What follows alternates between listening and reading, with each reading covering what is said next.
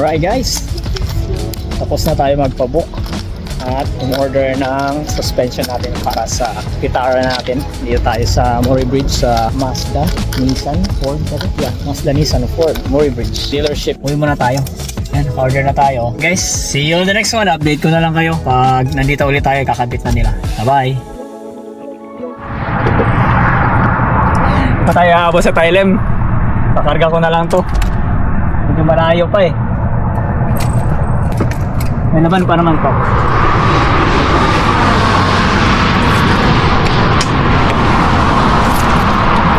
Buti na lang talaga, meron tayong extra dala. Lalo dito sa Australia, malalayo yung kargahan.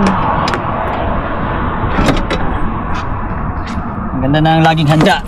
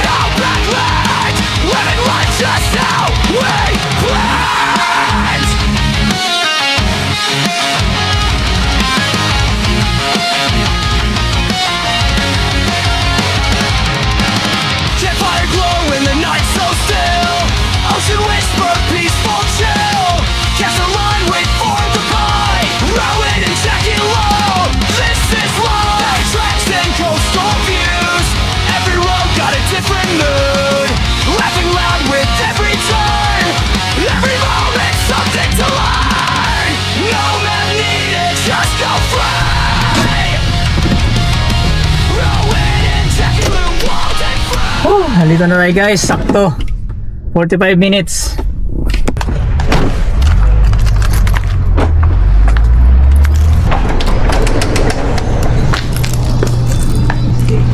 Yeah mate. Hey Ron, how you going? Ah, good. Good, all right, I'll get someone to you. Yeah.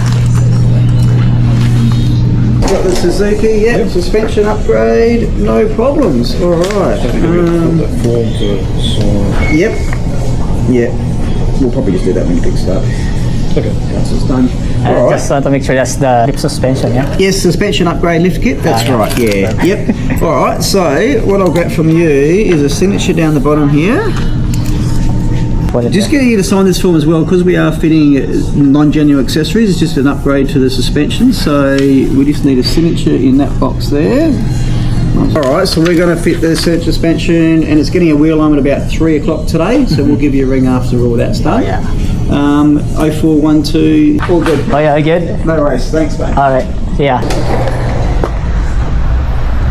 Iwan mo natin siya dyan.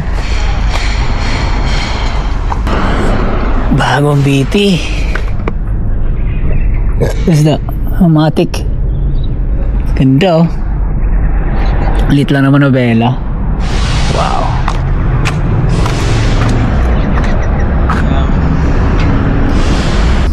Ganda.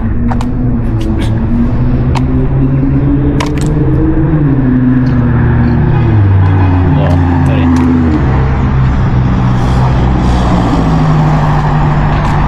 have money for that. Save muna tayo. 3 o'clock daw guys, babalik tayo. Sabi sa akin na nakaraan 4:30 matatapos, pero sabi 3 o'clock o 3:30, okay na yun, kahit 4 o'clock pa sa matapos na yung project natin.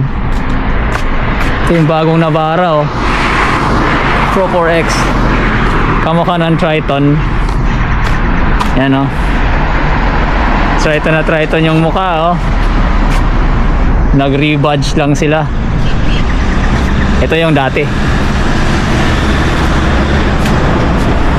Navara.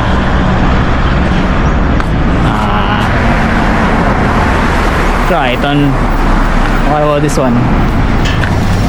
Another Triton. And what is this? Nissan din to o Triton? Ito Triton Yan. Guys, have a look at that. Pre-owned. Yan, Triton na Triton. Yan yung original. Square mga konting alteration lang naman. Yeah.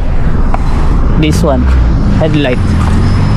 Almost similar, almost talaga. Pati gilid, siguro gilid yan Yung grill lang, talagang hindi na pwedeng parehasin yan. Pero alas yan yung proportion niya yung shape, iba lang yung design yan, mga grill niya.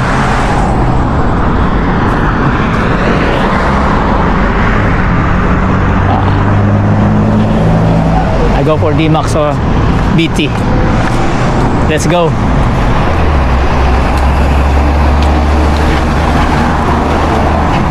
Lalakad muna tayo.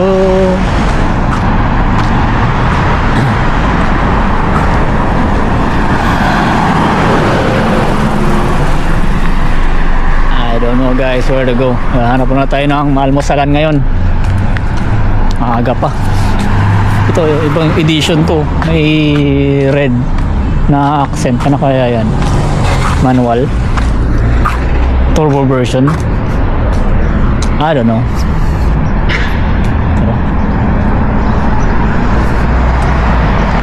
Problema ngayon, wala tayong mapuntahan dito sa Murray Bridge. Wala tayong kakilala dito. Saan tayo tatambay ngayon? Malamig guys. Siguro mag KFC muna tayo. Lakad. Gloomy sa border to, maaraw. Bala ko pa naman sana hindi mag long sleeve. Sabi ko mag long sleeve na lang kasi baka malamig nga dito.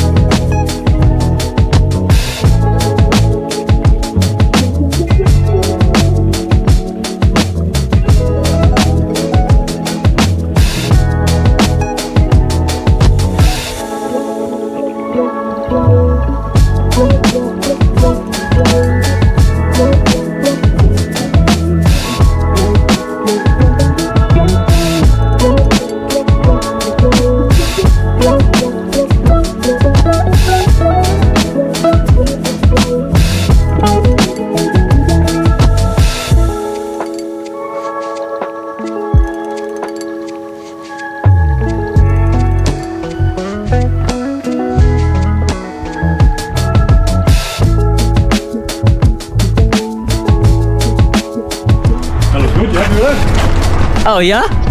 Looks That's good. better than before. There you go guys. Here's our car now. Woo! New suspension installed. Ironman. Ayun tayo. Ganap muna tayo. Oh. Parang matigas lumalaban na. Hindi na siya parang soggy. Hindi na siya parang soggy.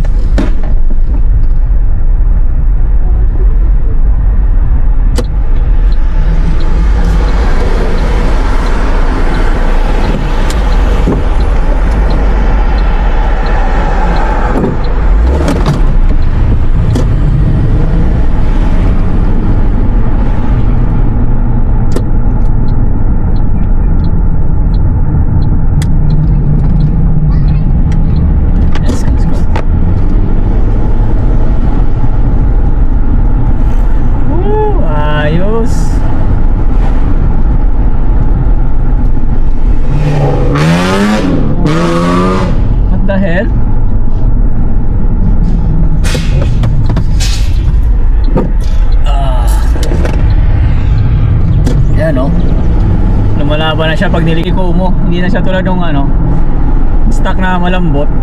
Para siyang ganyan, no. Ngayon hindi na. Lumalaban siya pag lumiliko. Ayos.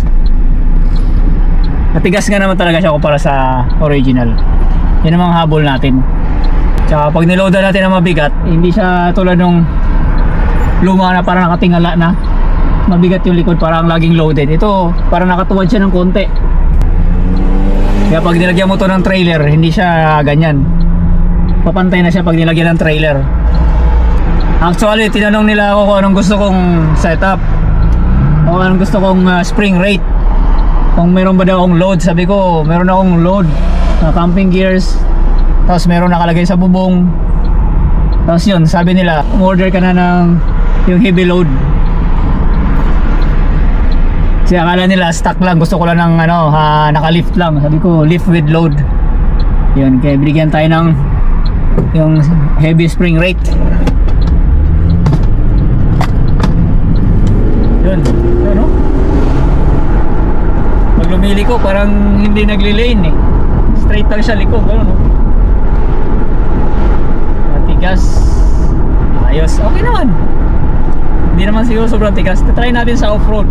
Bigyan ko kayo ng honest thoughts pag nasa off-road na tayo kung gaano siya katigas. Dito sa asphalto, okay naman. 330, nakita ko na yung sasakyan, pinarada na dun sa paradahan nila sa labas eh. Sabi ko, tapos na yan, pinarada maya mga 335, tinawag na ako. Tapos na, bayad na. Bali nung pumunta pala tayo dito guys, in order natin, nag-down ako ng 500. Tapos ngayong araw na to, nagbayad tayo ng 118 something.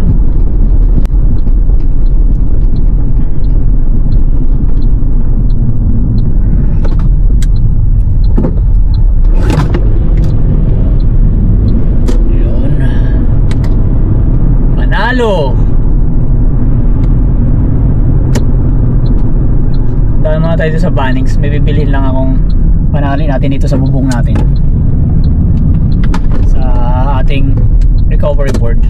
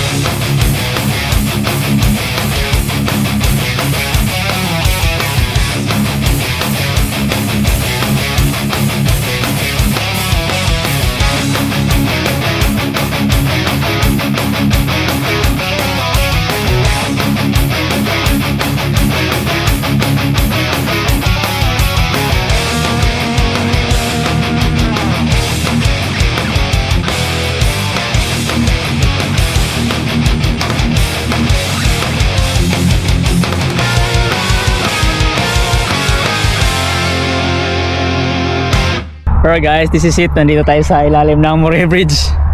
Yan yung Murray River. Yan, sa wakas, nakuha na natin. Tapos na.